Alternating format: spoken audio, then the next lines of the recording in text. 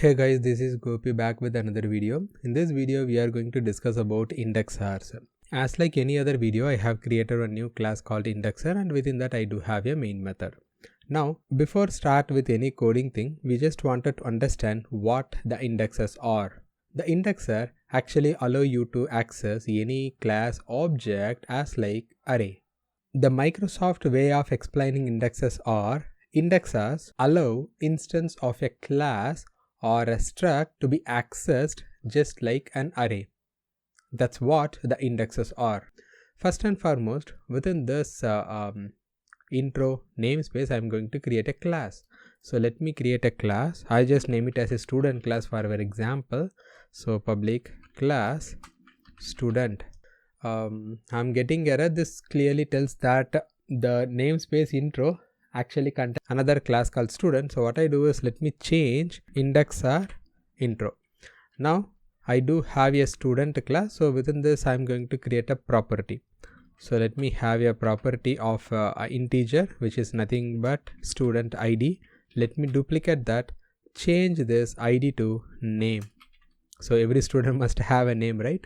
So let me duplicate this as well with the department.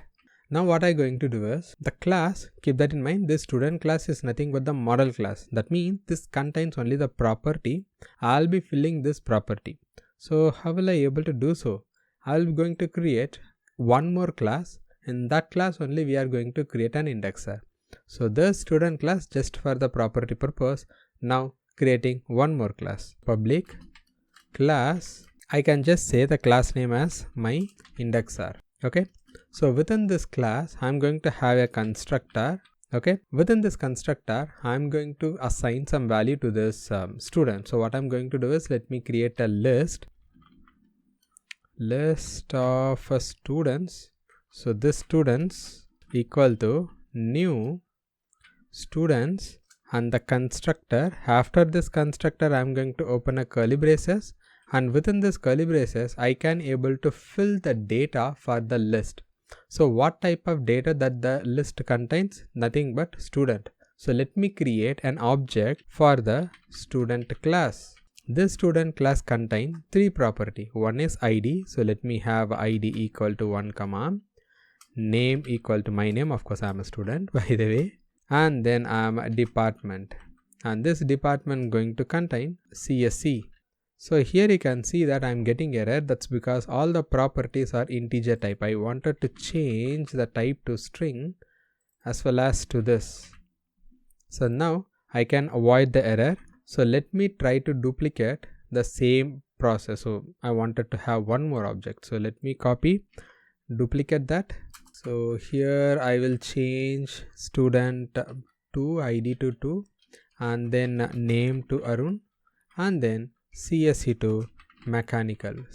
So with this we are done with the basic setup for our data. Now we need to create indexer. We haven't created indexer so far, we yet to create. So how to create indexer? Indexers are needs to created with this keyword. Also the syntax of the indexer is similar to the property. We will do that. Give me a minute. Now what I do is after this constructor I'm going to create an indexer by having a public. What is the return type of the indexer? So I'm going to return student. Okay. What is the name of the student? Usually what is the name of the indexer? Indexer usually doesn't have any name. You can directly use this keyword and then square bracket. That's it. So after that you can have a curly braces. Now this keyword within this after this keyword within the square bracket you have to inform what type of parameter that you are going to get. I'm just inform integer and that's going to be my student ID. Now we are done with this. Within this I'm going to have a property get and then set. Now we have enough now we have the properties. So now what I'm going to do is we know how to work with property.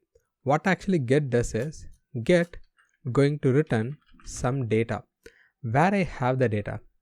So the data as of now I'm having is nothing but this list. So whatever the student ID I'm getting it as a parameter, this student ID is nothing but your index. I have to pass that. Okay, whatever the student ID, I'm getting it as a parameter, so I have to fetch that student record and then send it back. To do so, I'm going to use LINQ. To use that, you must have to import. Let me have using system.linq. So we have imported that indexer. So return from what data I'm going to return. The data that I'm going to return is nothing but student, where I have the student details in student object. So let me use the student subject dot. So this is how you will be using LINQ. I'm going to use a first or default. So whatever the first record I'm getting, or else it will just return the default value. My student, this is just the local variable as like your loop variable I. Now this student, what actually does is it going to contain each and every data from this object, and then from the student I'm going to have an ID. This property matches with the data that I'm getting for the variable or else the parameter student ID, then that alone I need to return, and that's what I'm mentioning it here.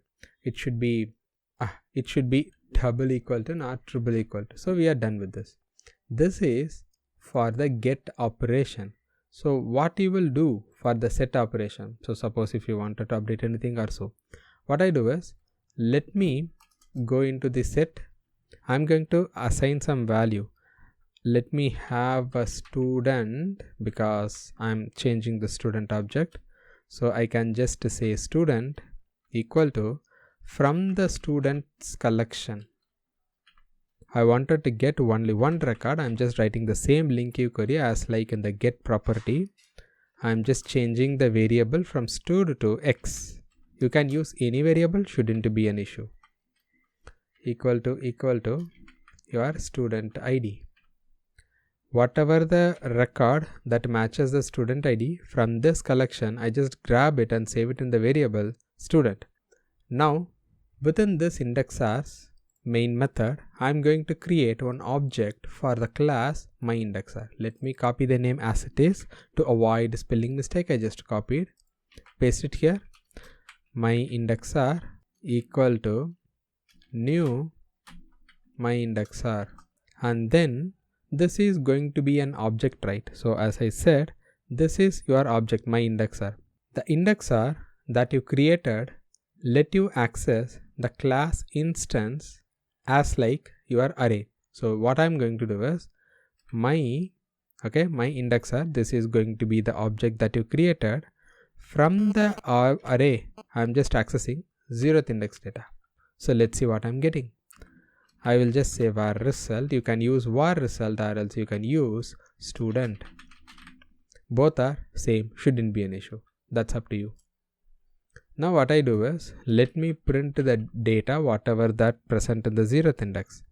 So what I'm going to do is your result dot whatever the property. So let me have a name property, and then let me duplicate the line, and then print department property, and then duplicate the line, print ID property value as well. So we are done. So what I do is, let me run the program and see the output. So now you can see Gopi CSE 1, and that's how we are working.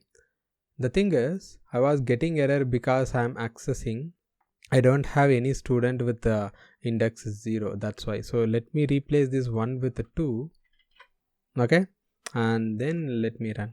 You can see that you are getting our own mechanical and then 2, and that's how we are going to access the indexer. So how will I able to assign some data to the set? What I do is, let me set result dot department equal to, so instead of Arun's mechanical department, I just change him to aerospace department. I'm done with that. So let's try to print this. So here you can see, the department of that specific object get updated with the aerospace from mechanical. That's how we have to work with the indexers. That's all about the indexers. We will discuss more about other topics in our upcoming video. Till then, bye.